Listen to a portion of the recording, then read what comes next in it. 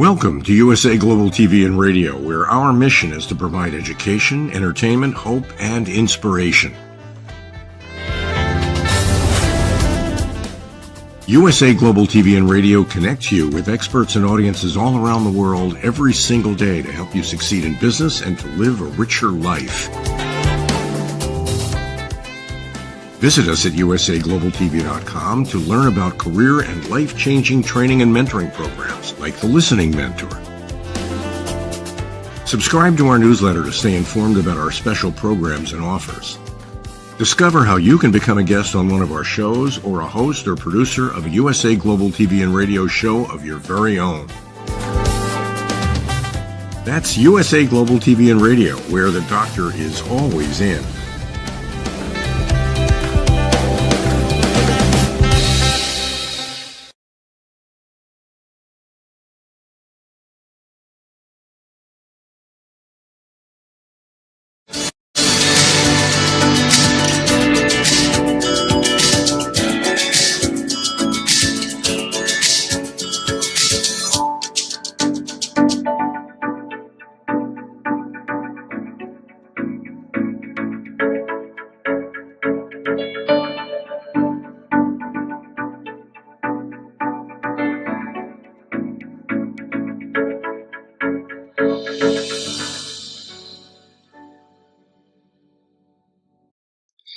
Hello, beautiful soul family, and welcome to Weekly Wisdom and Insights, your home for spiritually guided transformation and empowerment.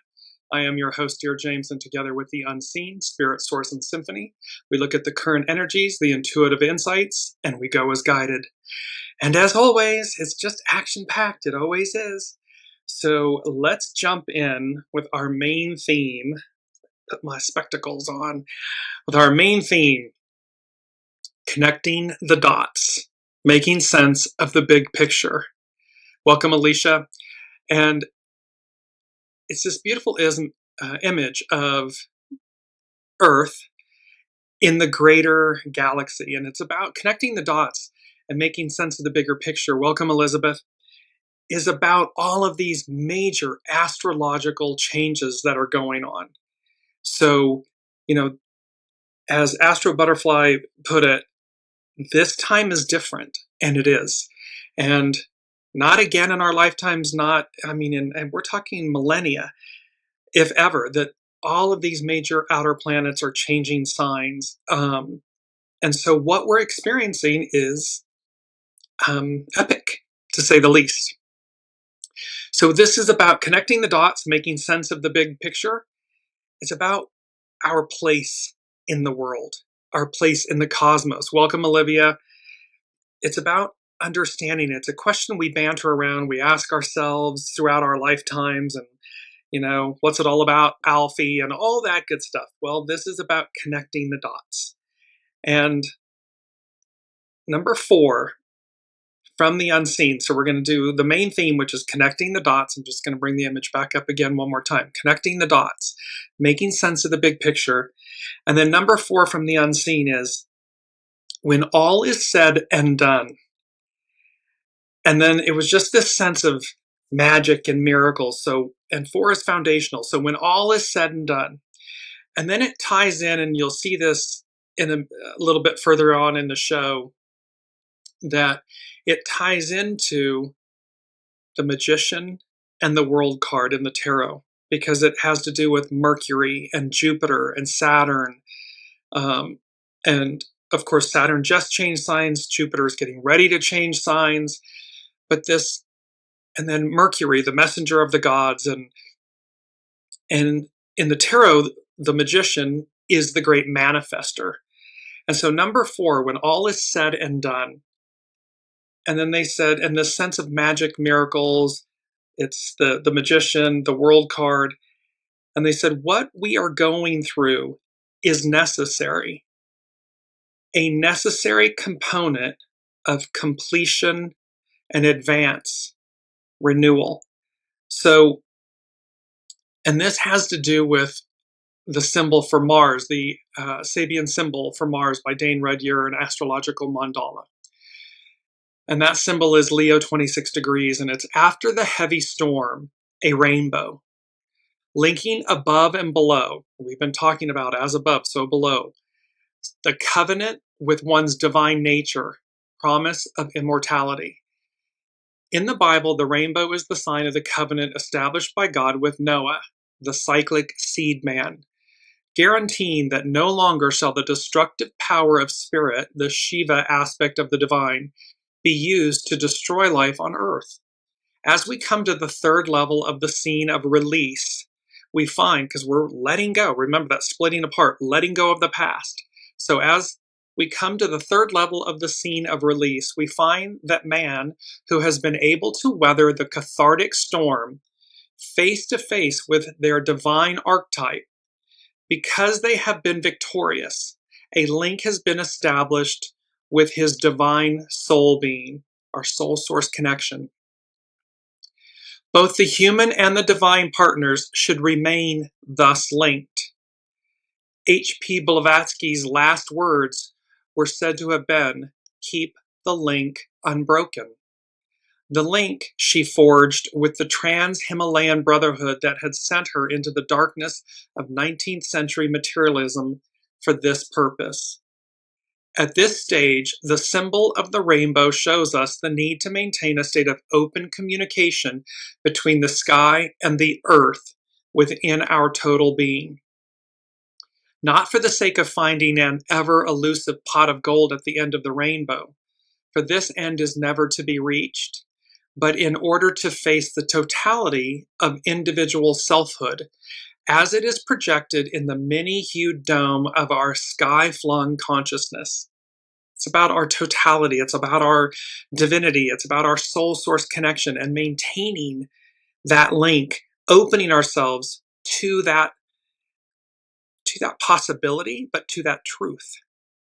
After every successfully met crisis, the revelation of worth comes to us, our value.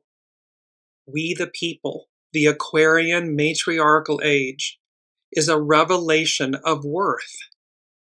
And that comes to us, and with it comes the promise of success. If only we do our part.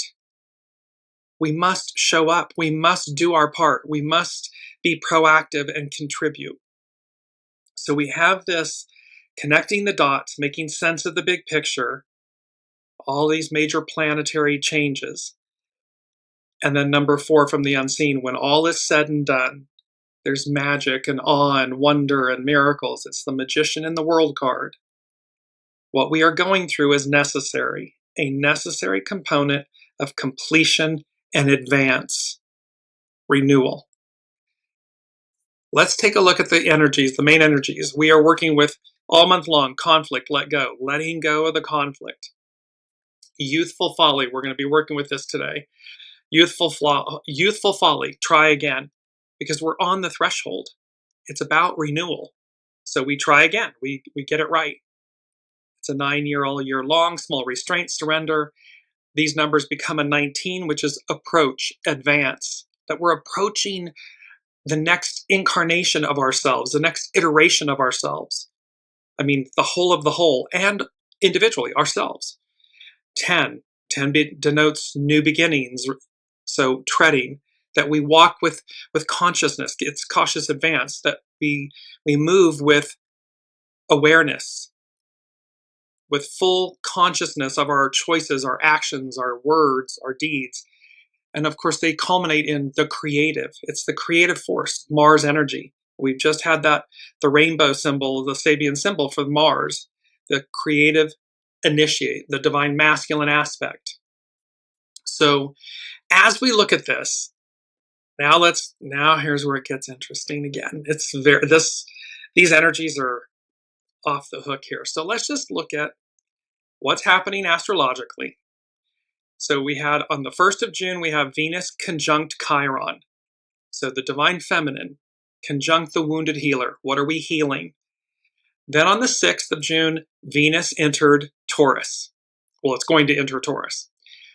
Upcoming on the 8th, Mercury is conjunct Jupiter at that anaretic degree, that most powerful degree at 29 degrees Gemini.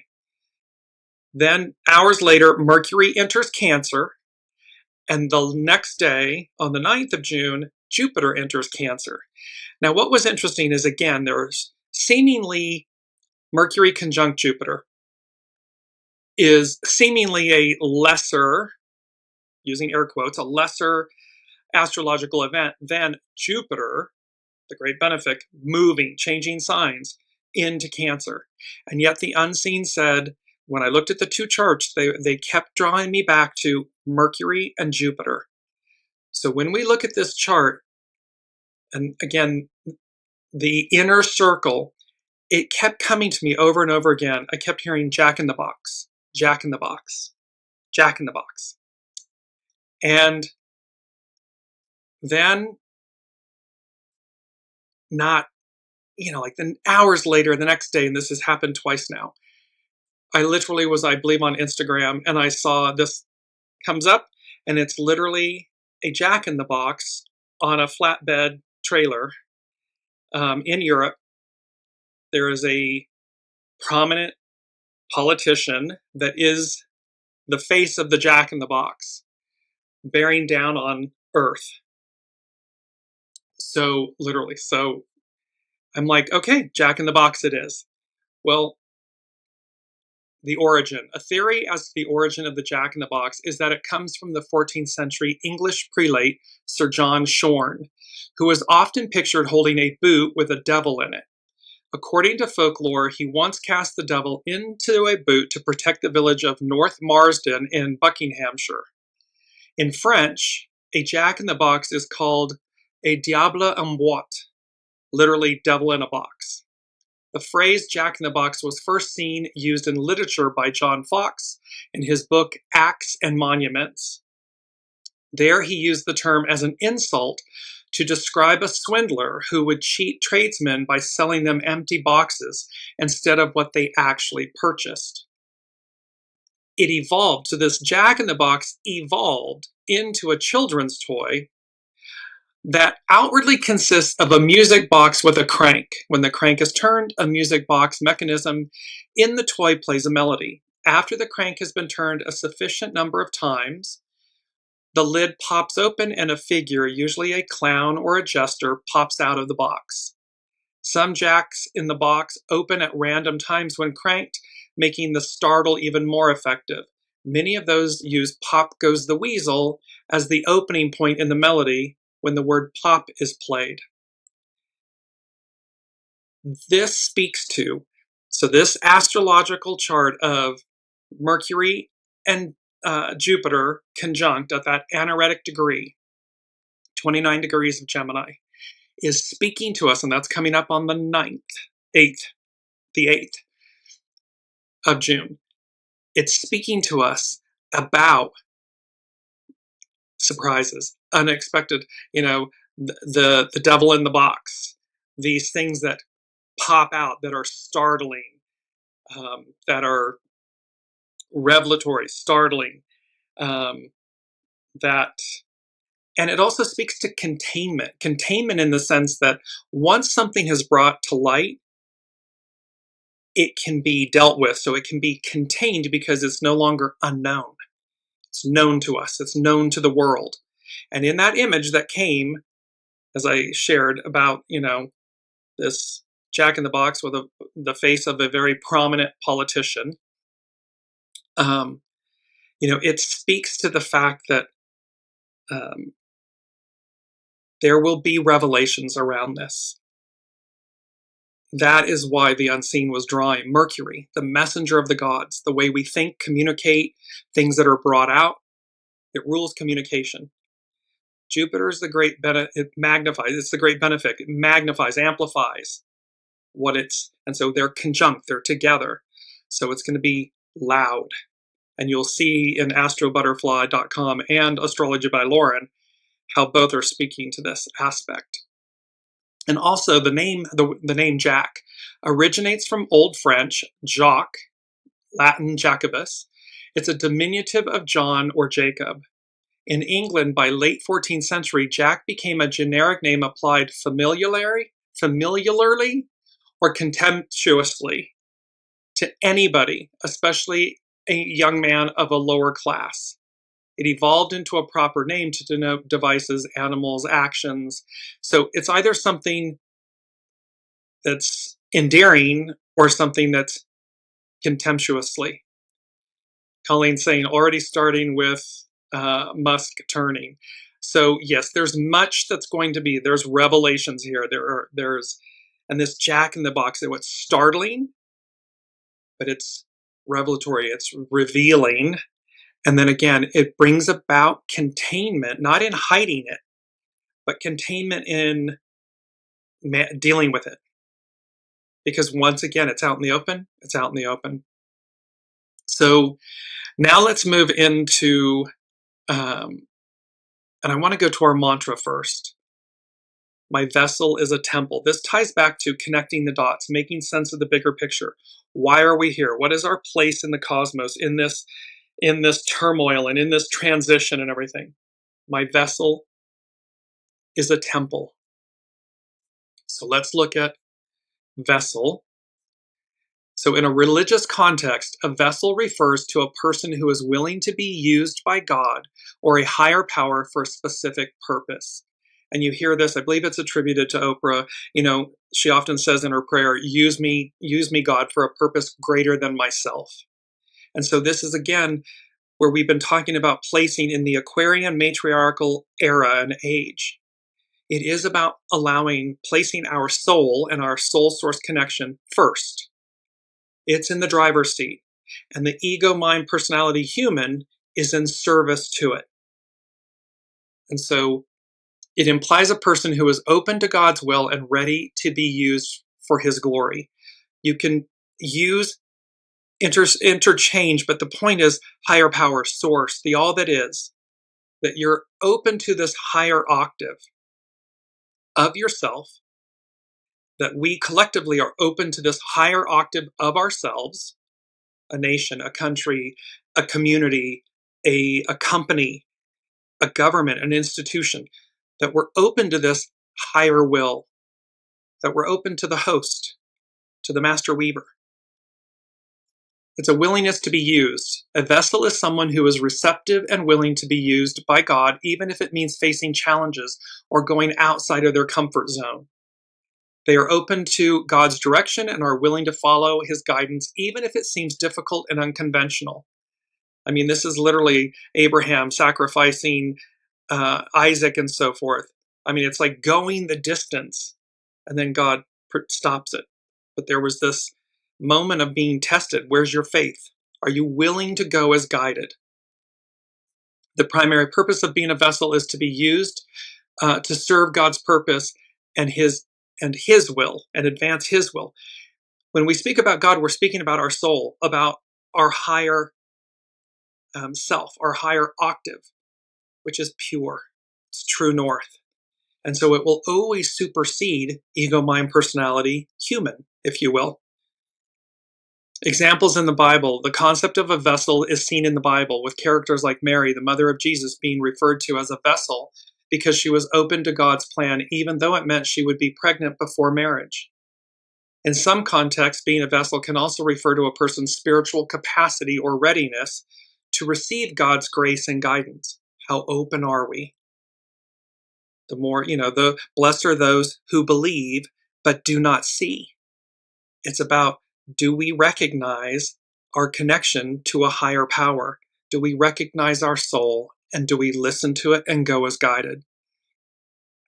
In essence, being described as a vessel is a metaphor that highlights a person's openness to divine influence and their willingness to be used by a higher power to fulfill a purpose. We can all seek to achieve our ego, mind, personality self. However, what source, divine influence, your soul has in store for you will always, unquestionably, undoubtedly, will always be far greater than what your ego, mind, personality, human allows or thinks. So it is about getting it, recognizing that we are this vessel. My vessel is a temple. So now it's temple. Again, I'm referencing from the Bible to give it a spiritual, biblical reference. It's a temple is a holy place, a dwelling place of God, and a symbol of God's presence among his people. It's a sacred space where individuals can connect with God through worship, prayer, and making sacred covenants. Again, the divine. So this is to recognize that our humanness, our physicalness, our bodies, are vessels that are temples. My vessel is a temple. The temple represents the place where God's space and human space overlap, where God dwells and his people dwell. They talk about heaven on earth. We are that. It's to recognize that we are that. That each one of us, 8 billion souls on the planet, physical human bodies, are both vessels and temples. It's a holy place set apart from the rest of the world, a sanctuary for worship and spiritual connection, prayer, meditation. What are we putting into our bodies? What are the words? who are the people we're associating with? What are the stories, the scripts, the labels, the identities? What are we consuming? Because it's a temple, it's a vessel and a temple. The temple symbolizes God's presence and glory, and in some contexts, it can also represent the body of Christ or the collective body of believers. The Bible describes both a physical temple, like Solomon's temple in Jerusalem, and a spiritual temple, referring to the believer's body, or the church as a whole. Temples are also places where individuals make sacred covenants with God, receiving ordinances and blessings that are not available elsewhere.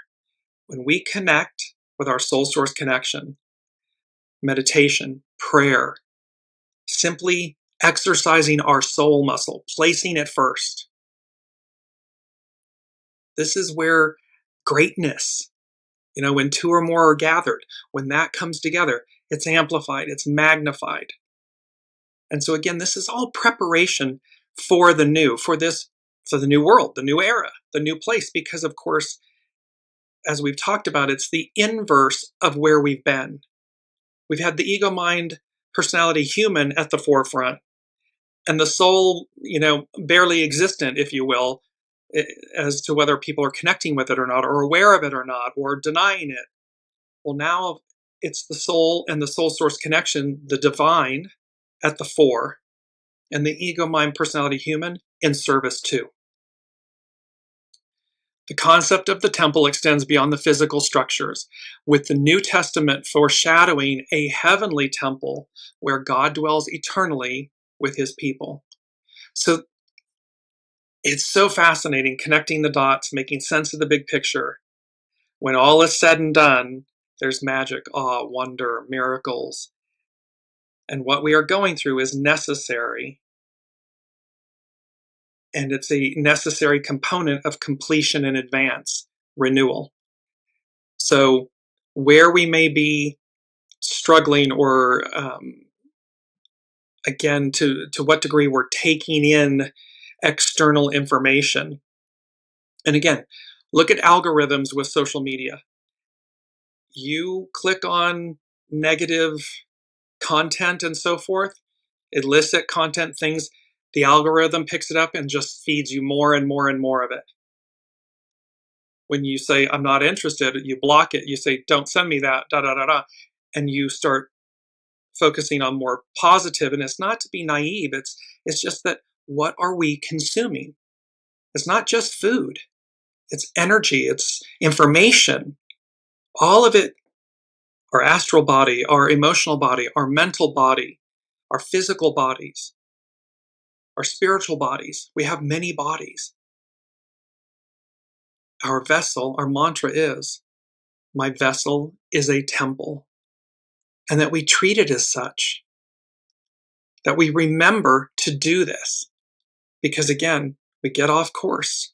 Many addictions in the world, many negative aspects in the world, many of these things, and that is, in essence, when we go down those roads, that's what we're feeding our vessel, our temple. Well, that corrupts our temple. It corrupts our vessel. Okay, now let's jump into, and before we do that, let me go to our keyword.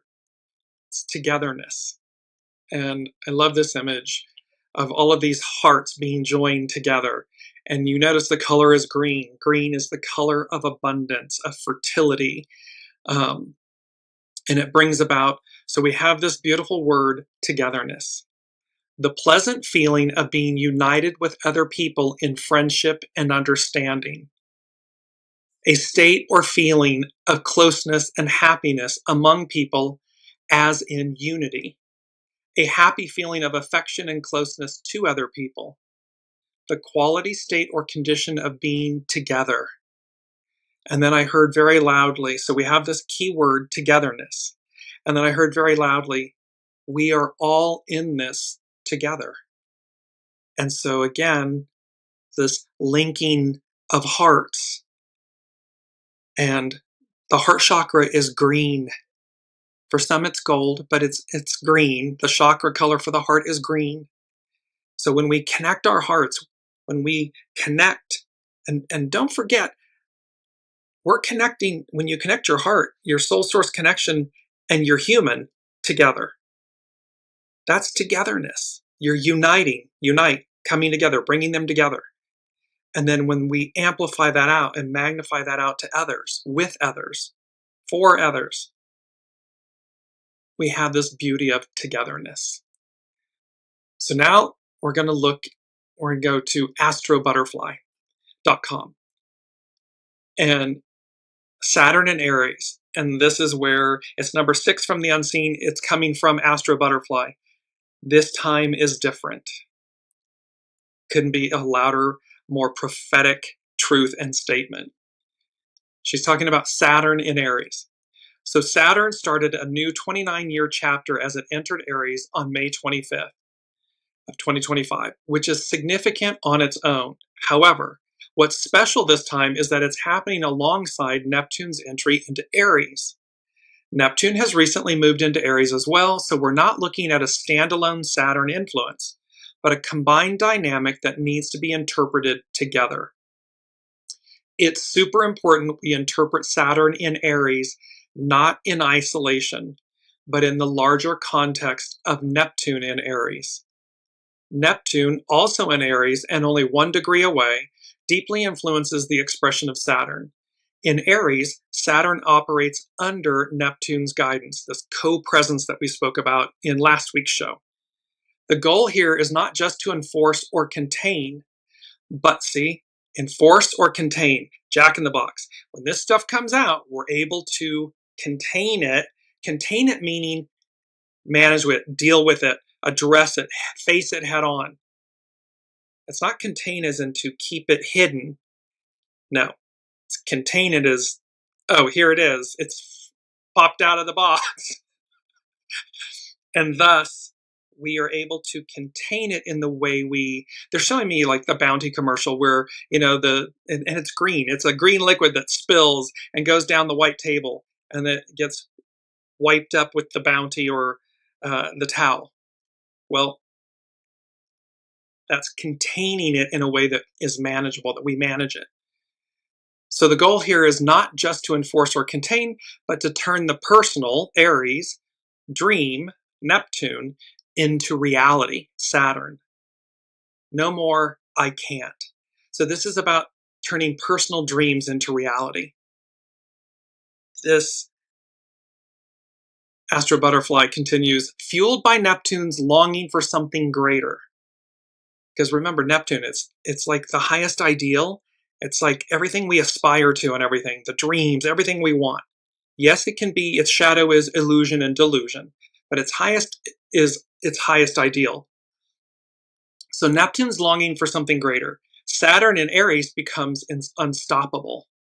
Saturn and Neptune meet in a conjunction every 36 years, and their cycles have always coincided with pivotal shifts in ideologies, which is represented by Neptune, taking form through new systems or structures, Saturn.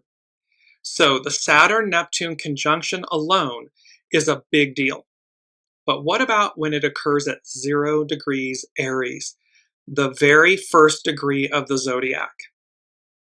Here we are talking about massive, in capital letters, new beginning. On a scale we have not witnessed in thousands of years, certainly not within a human lifetime.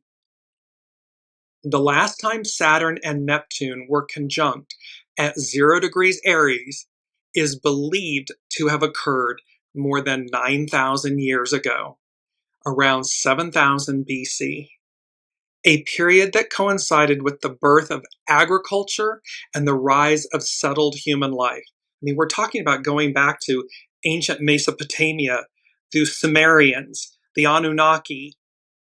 I mean, all the way back to we're going back to where we began, an octave higher. Here it is. Can we highlight enough the magnitude of this unique event?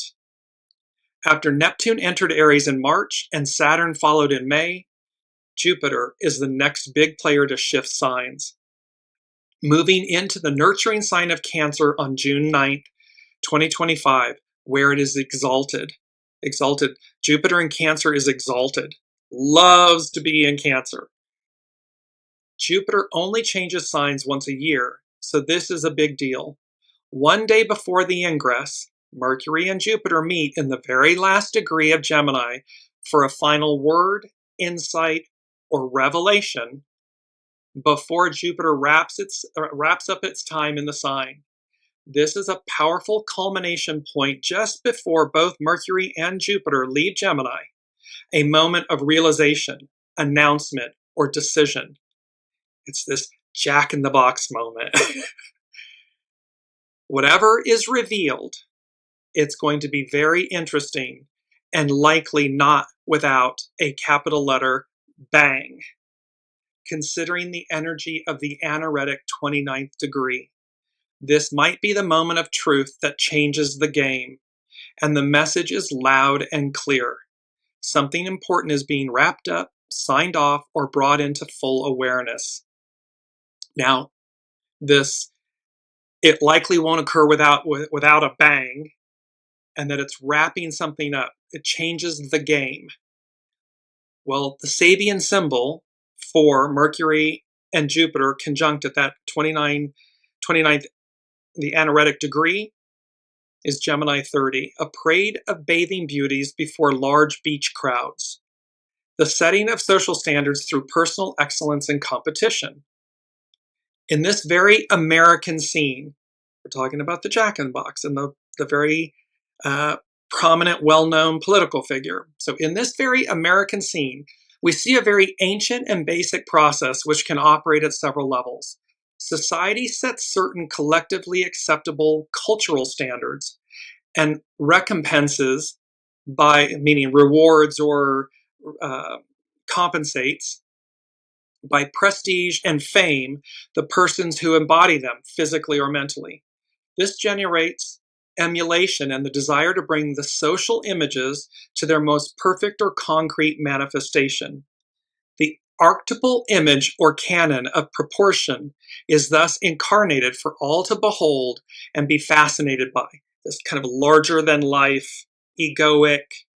Because it's a concrete manifestation, and it's this archetypal image or canon of proportion. It can be larger than life.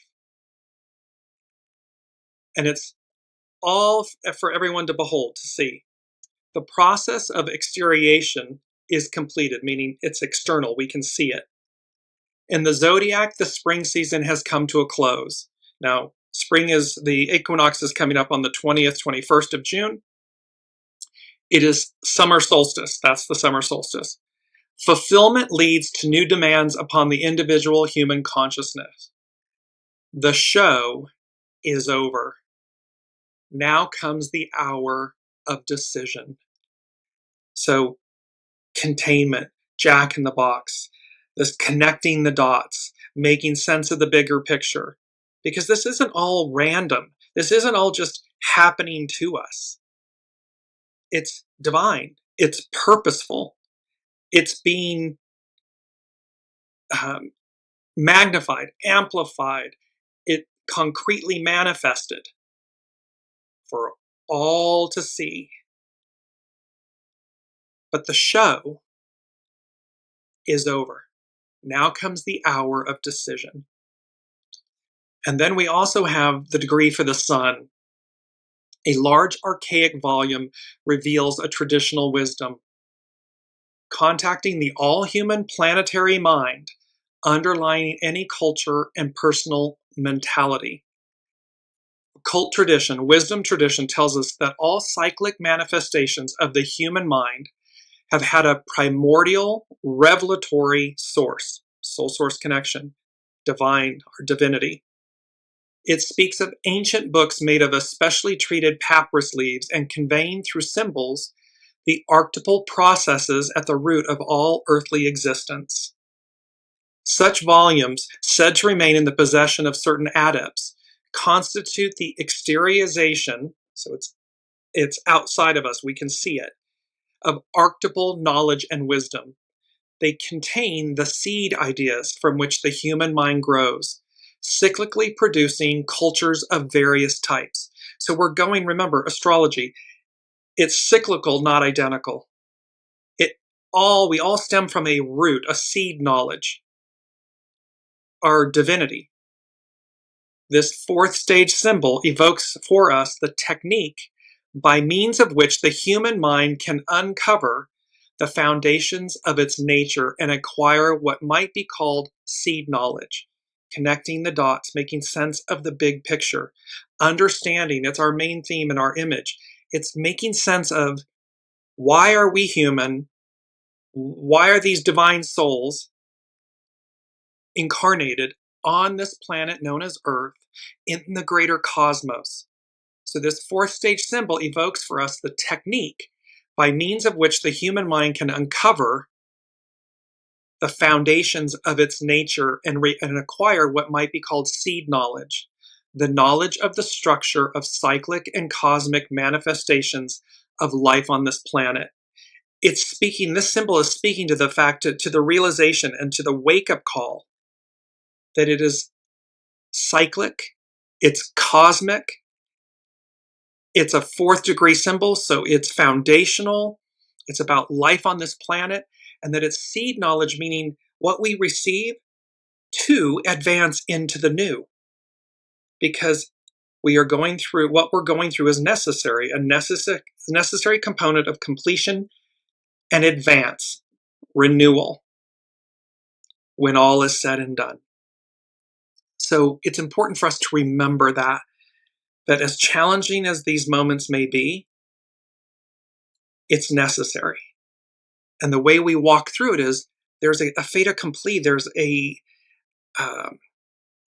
completion of the old, an arrival and beginning of the new. They overlap, and the beginning is the end, and the end is the beginning. And yet, it's number one from the unseen. They said, what's really happening? What's really going to occur will, quote, blow your socks off. And the meaning of that phrase is find it extremely exciting or good. Now, the unseen, this is the second time, the unseen gave me this phrase, what's really happening, what's really going to occur will blow your socks off. Not minutes later, I look at my email and I receive from one of my vendors an email that's talking about a new product they have that's, quote, going to blow your socks off.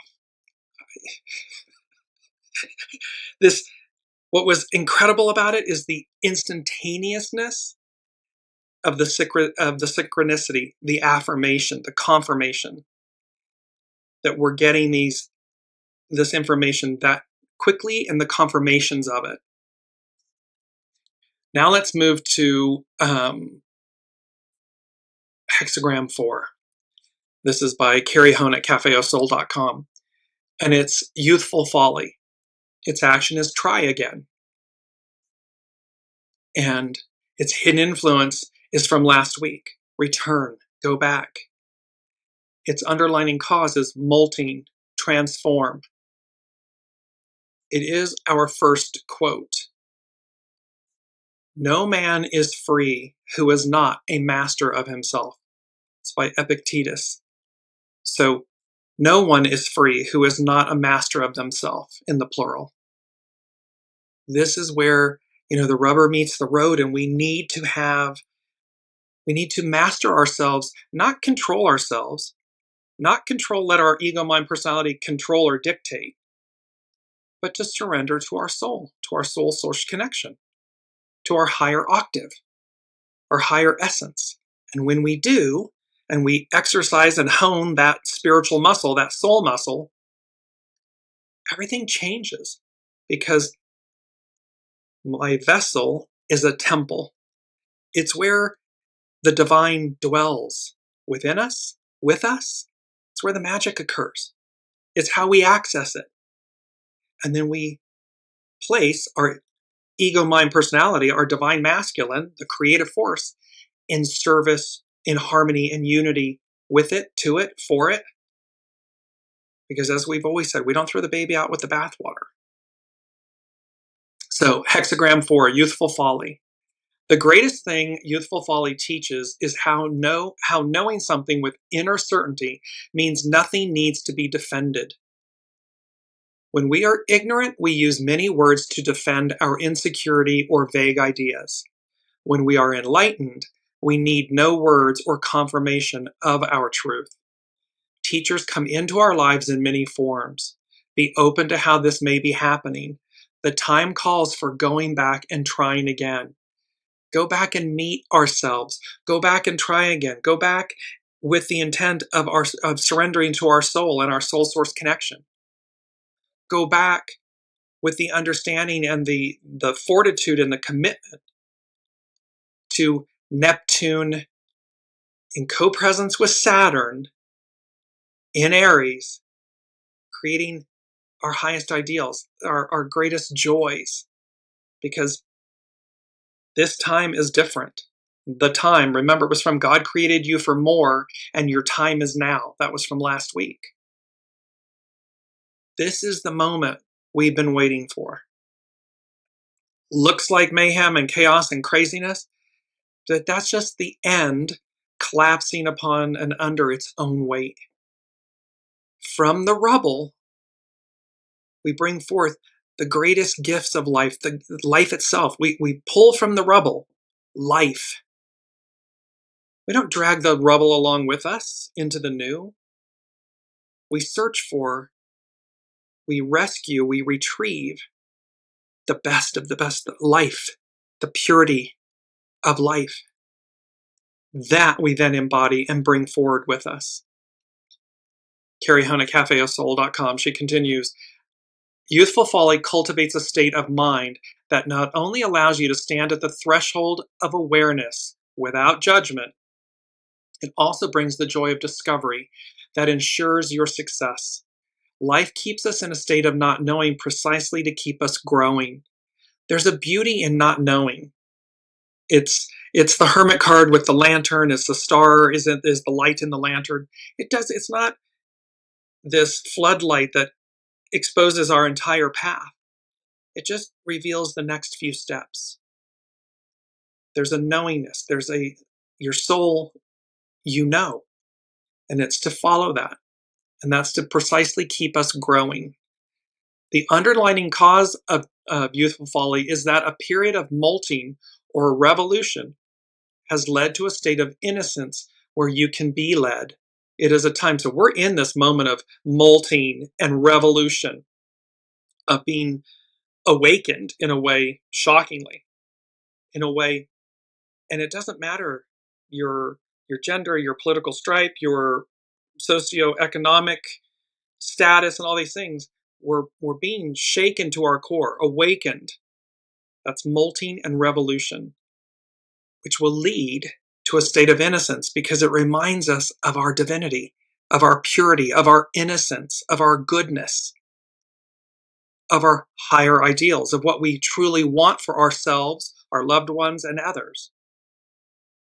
Where you can be led, soul source connection, follow, be led. It is a time to become a student again. It's a time to be, we're the guest, not the host. So it's this time to become, innocent again, a student again. And in Tao's pursuit of excellence, carving and polishing means removing the layers. Cutting and grinding is the cultivation of the self. Youthful folly is the symbol of something growing beneath a cover. It portrays the illusion of how you believe that you must conquer others to develop power. You will find, and this is our second quote, you will find that you must only conquer yourself. See, look at the radiance of this. It's a sea creature, and look how luminescent and lit up and pure and vibrant. You must only conquer yourself.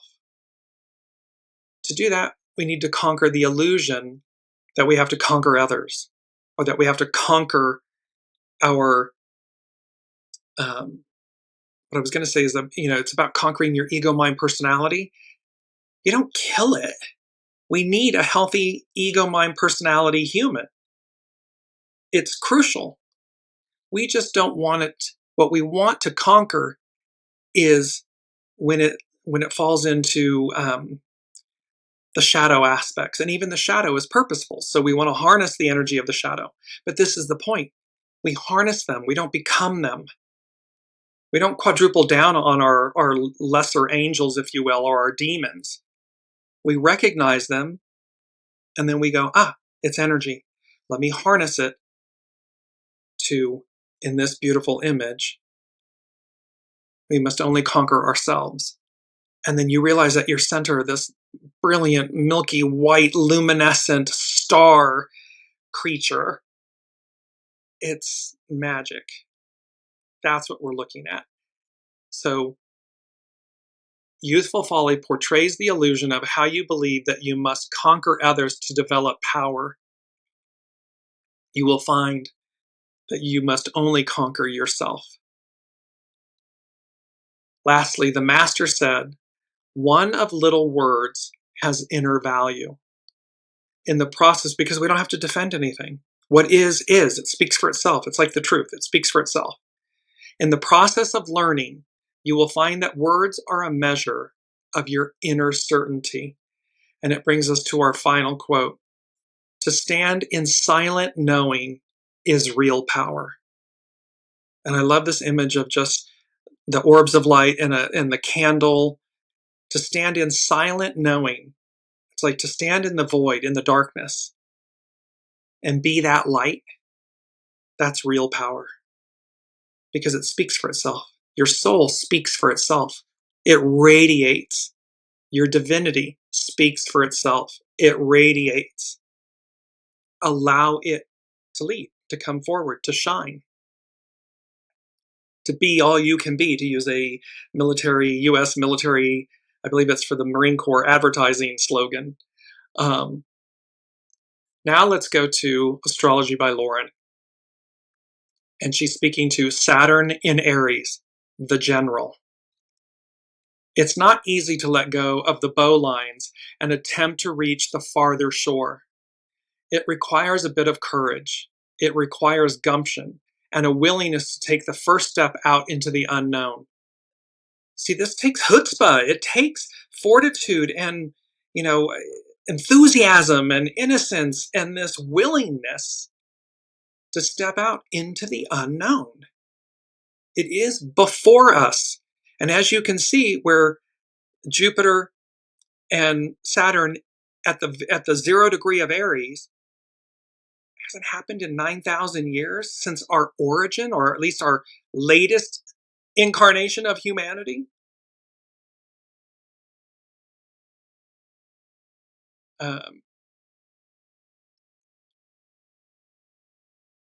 Of all the planets, Saturn approaches the idea of the new with the utmost hesitation and caution. Saturn takes baby steps and very, very carefully approaches what could feel like utter chaos. That's number 10, treading, cautious advance. Here's Saturn. See that Saturn takes baby steps and very, very carefully approaches what could feel like utter chaos. So, as Saturn enters Aries, as it did last week, we are asked to do so carefully, to prepare and be strategic. This isn't run roughshod. This isn't, go crazy. This is treading cautious advance. It's with clarity, with a sense of purpose and value and determination and empowerment. From the perspective of Saturn, the Aries world is a world in which dog eats dog, where we dominate or are dominated. This is why Saturn enters Aries wearing a shield. We all feel a little defensive in Saturn in Aries weather, but we do so while also readying ourselves to meet the competition. I would interchange the word competition for to meet the opportunity, because we're not in competition with one another. We're in harmony and unity with one another. But we do so while also readying ourselves to meet the opportunity of the moment, the opportunity of the day. Maybe it's the opportunity of a lifetime. Saturn in Aries is the general, gathering the forces and readying the troops for battle. So, although there is some resistance to the new with Saturn, once he gets engaged in the new expectations, the new world, the new everything, there is no stopping him or us. So see, there's hesitation. It's before us, where we are and where we're going. We have not been before. So yes, is there hesitation and reticence and fear and all that good stuff? Sure, of course there is. But like Saturn, we've got our shield, we've got source, soul source, we've got the divine with us, in us, with us, in front of us, Archangel Michael, Jeanne d'Arc, I mean, you pick it. They're present with us. And so, although there is some resistance to the new with Saturn, once he gets engaged in the new expectations, the new world, the new everything, there's no stopping him or us. And see, that's what we were talking about. Like when we begin a new relationship, we move to a new city, a new career, a new job or something. There's always this hesitation, reticence, this little bit of nervousness and anxiety and whatever. But once we get going, there's no stopping us. We hit it. Also know, this is Astrology by Lauren, also know there is no passing the buck here. Saturn in Aries asks every one of us to step up to the plate and take responsibility. For we are being asked to be the architect and the director, the general of our own lives and circumstances. However, to do this well, we first must know who we are and what we want. Who are you at your center? Who are we? What do we want? What is the world we wish to live in? What is the relationship we want? The marriage, the relationship, the harmony, the career, the community, the country, the company. First, we must know that in order to become it, be it, emulate it, bring it about, lead with it. Saturn is not doing this work alone. Back at the end of March, Neptune entered Aries and is still in these early first degrees of the sign. And from now until April of 2026, these two planets are never going to be very far from one another. They're in co-presence in Aries. In February 2026, they will perfect this conjunction in the first degree of Aries. This summer, they get really, really close. So they're moving forward. They're in tandem in the early degrees. Both are going to retrograde. Then on February 26th, 2026, I believe that's the correct date, they will literally be together at the 0 degree Aries degree and then begin moving forward again.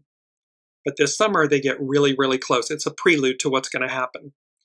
So Saturn conjunct Neptune in Aries is about committing to any new ideals, spiritual paths, or meaningful endeavors that Neptune in Aries is sparking. This is when we follow through on what till now was merely an inspiration or a whisper in the wind. This is when we dare to make those ideals real. It requires strategy. It demands hope, and it can be done. So Neptune is the idea, the highest ideal, harnessing Saturn, the great taskmaster, in Aries, the creative force, to make it happen, a fait accompli. There can also be some issues with Saturn-Neptune cycles. It can lead us astray with false lights and false promises, through propaganda, the emperor's new clothes, truths being seen as lies and lies being seen as truths. It can be confounding. Sue Tompkins makes the association of poisons with these Saturn-Neptune cycles.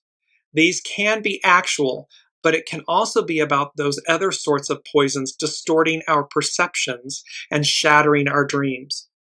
So this is again where, what am I consuming? Am I consuming lies and saying they're truth? Am I running down the rabbit hole, falling down the rabbit hole? Am I allowing my social media algorithms and everything to feed me more and more and more junk, lies, poison? My vessel is a temple.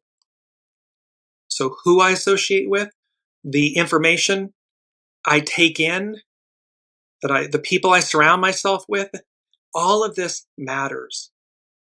Because there's also that sense of, the emperor has no clothes and the propaganda and everything, the jack in the box, the devil in the box, the person that's selling empty boxes, snake oil, empty promises.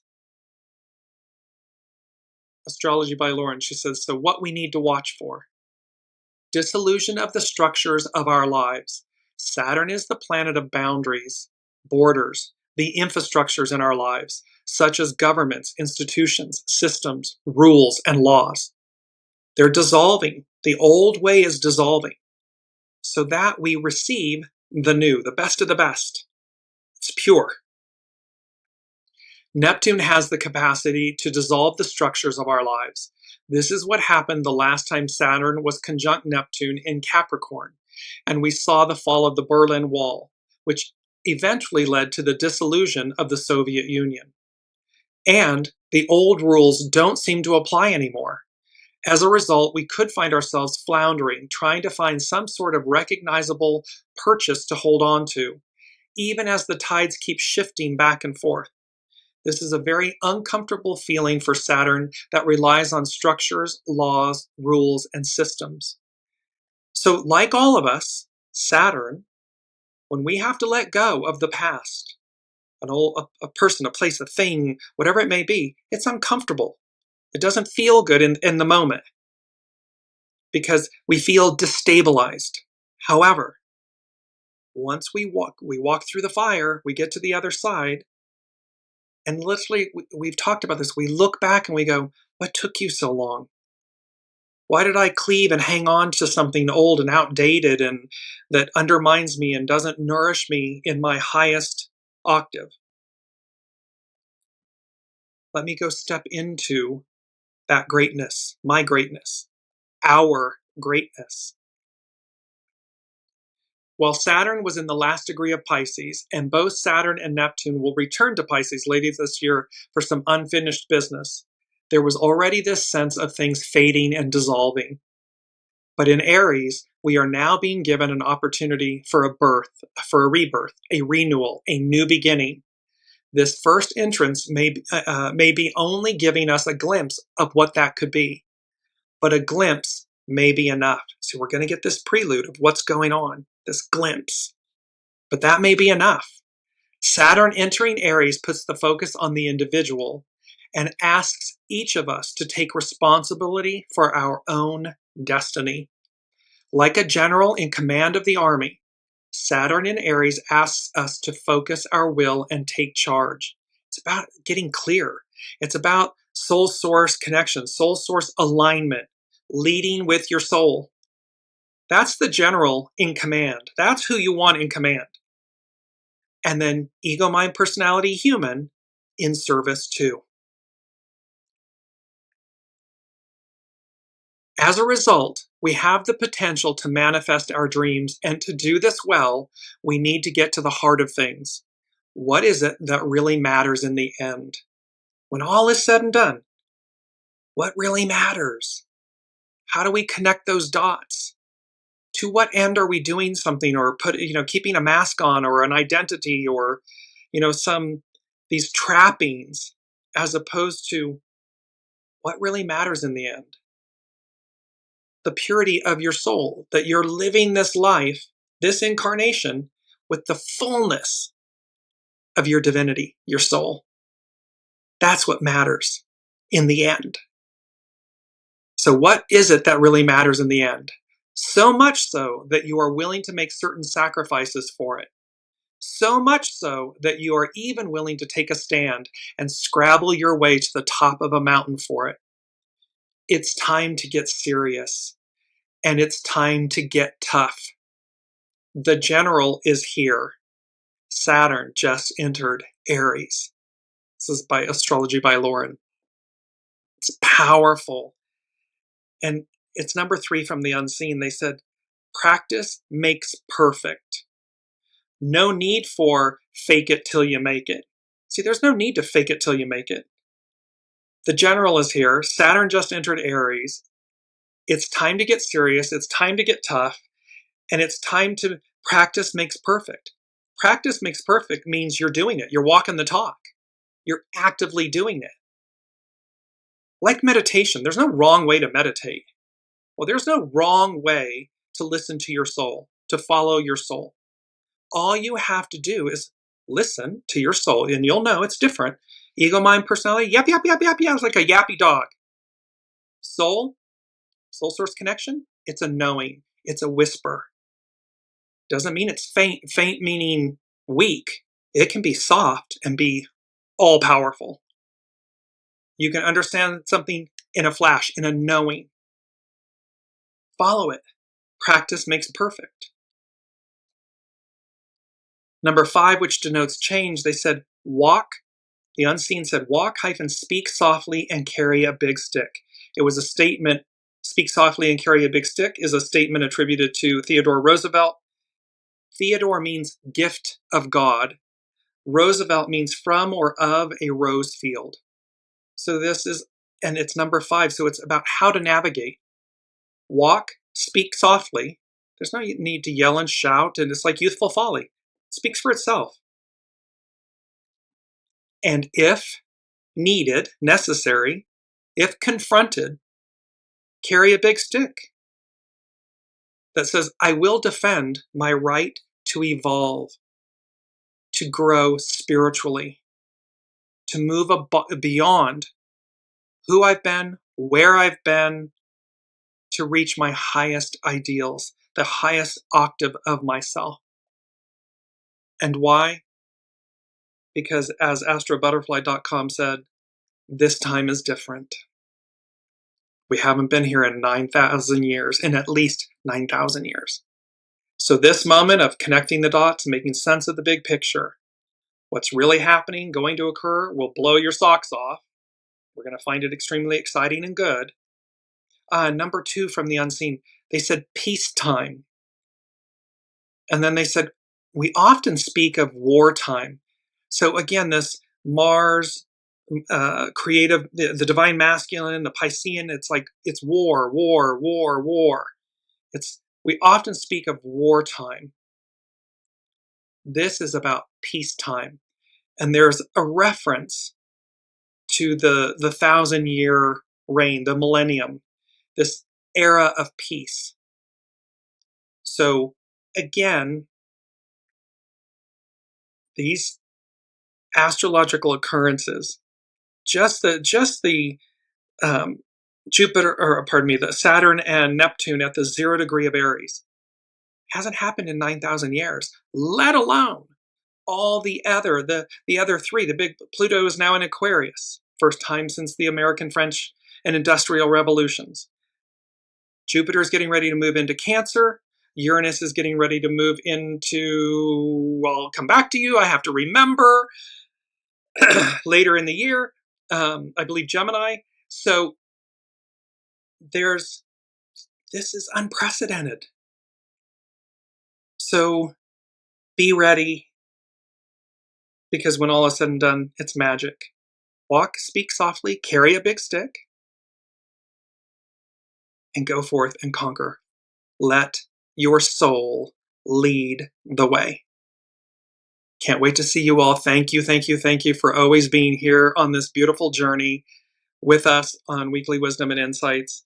And I can't wait to see what the unseen has in store for us next week. Until then, be well, be guided, and be your divine selves. Love you all.